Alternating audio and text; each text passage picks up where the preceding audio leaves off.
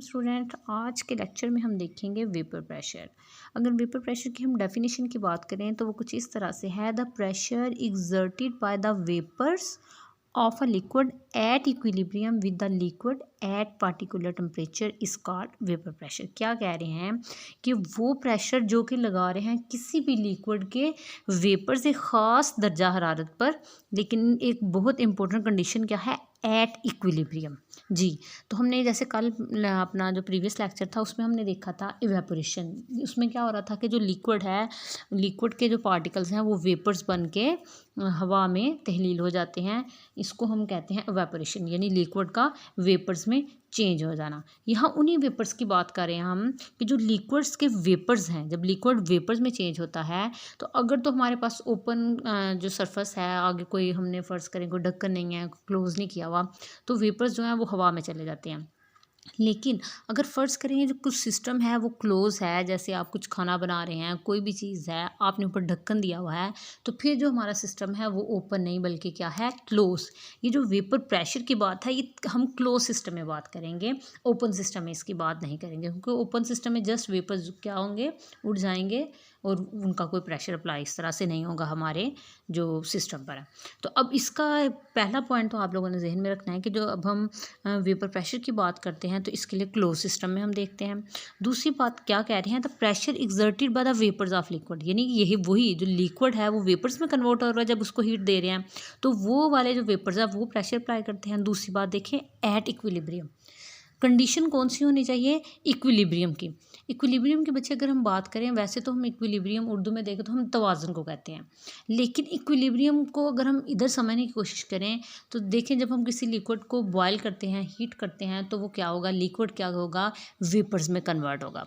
ठीक है, अब वेपर्स में कन्वर्ट होगा अगर तो क्लोज सिस्टम है, तो जैसे ही वो वेपर्स में कन्वर्ट होगा तो जो वो वेपर्स बनते हैं वो क्या करते हैं, वो दोबारा से लिक्विड में आना शुरू हो जाते हैं।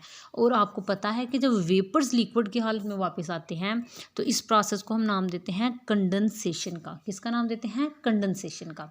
ये क्लोज सिस्टम में ही होगा कि जब लिक्विड जो है वो वेपर्स में कन्वर्ट हो रहा है, लेकिन अगर सिस्टम क्लोज है, ऊपर आपने ढक्कन दिया, वो ढक्कन पर जाकर दोबारा से क्या करेंगे, लिक्विड में कन्वर्ट होना शुरू हो जाएंगे। स्टार्ट में ये प्रोसेस स्लो होगा, स्टार्ट में जो है सिर्फ वेपराइजेशन जो है वो ज़्यादा स्पीड से होगी, कंडेंसेशन का प्रोसेस स्लो होगा क्योंकि अभी बहुत ज़्यादा वेपर्स नहीं बने। लेकिन जब ज़्यादा वेपर्स बनेंगे तो फिर वेपराइजेशन जो कंडेंसेशन का प्रोसेस है वो भी स्पीड अप होगा।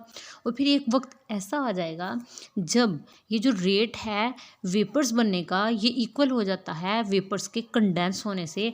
इसी जो हमारे पास सिचुएशन है, जो स्टेप है, इसको हम क्या कहते हैं, इक्विलिब्रियम। तो इन्होंने यही बात किया है कि हमने ये जो प्रेशर अप्लाई करना है वेपर्स ने लिक्विड पर, वो किस सूरत में हो, इक्विलिब्रियम पर, और फिर तब इसको हम नाम देते हैं वेपर प्रेशर का। अब ज़रा डेफिनेशन एक दफ़ा पढ़ूंगी, आपको ज़्यादा अच्छे से समझ आएगी।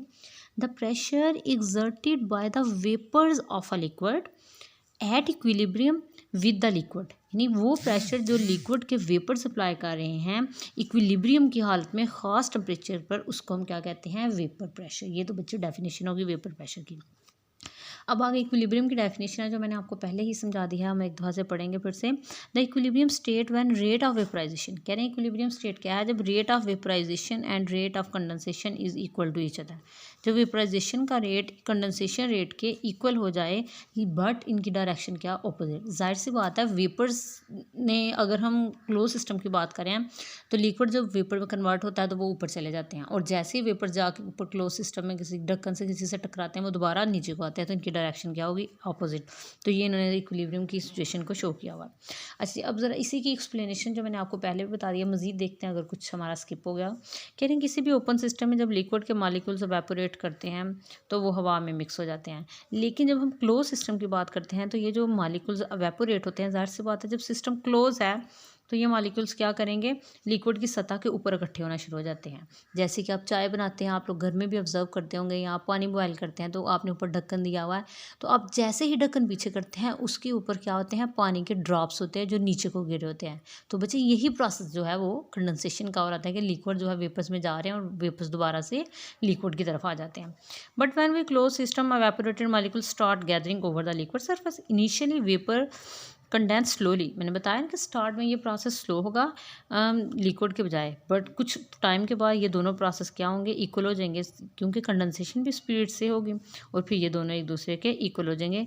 यही वो स्टेज है जब हमारे पास मॉलिक्यूल्स में एवेपोरेशन जो है वो कंडेंसेशन के इक्वल होती है, तो हम कहते हैं ये हमारे पास क्या है, डायनामिक इक्विलिब्रियम। ये देखिए इन्होंने बताया हुआ हमारे पास state of dynamic equilibrium between liquid and its vapours. अच्छा जी, ये देखें, ये स्टार्ट में क्या हो रहा है, मॉलिक्यूल्स जो होते हैं वो ऊपर जा रहे हैं, ये अब स्पीड ज़्यादा हुई, उसके बाद यहाँ देखें ऊपर भी जा रहे हैं और वापस भी आ रहे हैं, तो ये हमारे पास जब इक्वल रेट हो जाए तो उसे इक्विलिब्रियम का नाम देते हैं। ये तो बचे हमारे पास था वेपर प्रेशर की डेफिनेशन, उसकी थोड़ी सी एक्सप्लेनेशन के वेपर प्रेशर जो होता है वो कैसे अप्लाई होता है, इक्विलिब्रियम की डेफिनेशन। अब जो कुछ फैक्टर्स हैं बिल्कुल वैसे जैसे हम कल पढ़ा था वेपोरेशन में, कुछ फैक्टर्स उसको अफेक्ट करते हैं, बिल्कुल इसी तरह जो हमारे पास वेपर प्रेशर है इसको भी 3 फैक्टर्स हैं वो अफेक्ट कर सकते हैं। नंबर 1 क्या है, नेचर ऑफ लिक्विड, फिर साइज़ ऑफ मॉलिक्यूल है और लास्ट पे टेम्परेचर है। अगर हम लिक्विड के नेचर की बात करें लिक्विड के, तो आपको पता है जो पोलर्स हैं उनके दरमियान स्ट्रॉन्ग इंटरमॉलिक्यूलर फोर्सेस होती हैं। तो जो स्ट्रॉन्ग इंटरमॉलिक्यूलर फोर्सेस है वो मॉलिक्यूल्स को, पार्टिकल्स को अपने से सेपरेट नहीं होने देंगी, तो वहाँ पर जाहिर सी बात है सेपरेट होंगे तो वेपर्स में कन्वर्ट होंगे ना, तो जब वेपर्स में कन्वर्ट नहीं हो रहे तो वेपर प्रेशर भी स्लो होगा। तो जो पोलर मॉलिक्यूल्स हैं उनका वेपर प्रेशर लो होता है एज़ कम्पेयर टू नॉन पोलर्स। उसके बाद अगर हम साइज़ की बात करें तो जितना छोटा साइज़ मॉलिक्यूल होगा वो इजीली एवापोरेट कर जाता है, तो फिर उसका वेपर क्या करें, स्मॉल साइज मॉलिक्यूल्स रिजल्ट मोर वेपर प्रेशर। जैसे कि उन्होंने बताया कि हेक्सेन जो होता है उसका साइज़ स्मॉल है लेकिन डेकेन का ज़्यादा है, तो इसीलिए जो हमारे पास हेक्सेन है वो ज़्यादा स्पीड से एवापोरेट होगा तो वेपर प्रेशर भी अप्लाई करेगा। नेक्स्ट है टेम्परेचर।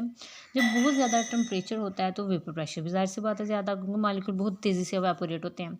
तो ज़्यादा टेम्परेचर पर क्यों, क्योंकि एक और वजह है वो बहुत तेज़ी से मूव करते हैं, उनकी काइनेटिक एनर्जी बहुत ज़्यादा बढ़ जाती है और फिर वो क्या करते हैं, बहुत जल्दी वेपर्स में कन्वर्ट होकर प्रेशर अप्लाई करते हैं। तो टेम्परेचर के साथ डायरेक्ट रिलेशन है, साइज़ के साथ इन्वर्स रिलेशन है वेपर प्रेशर का। तो ये बच्ची आज का टॉपिक है, उम्मीद आपको समझ आई होगी। Thank you.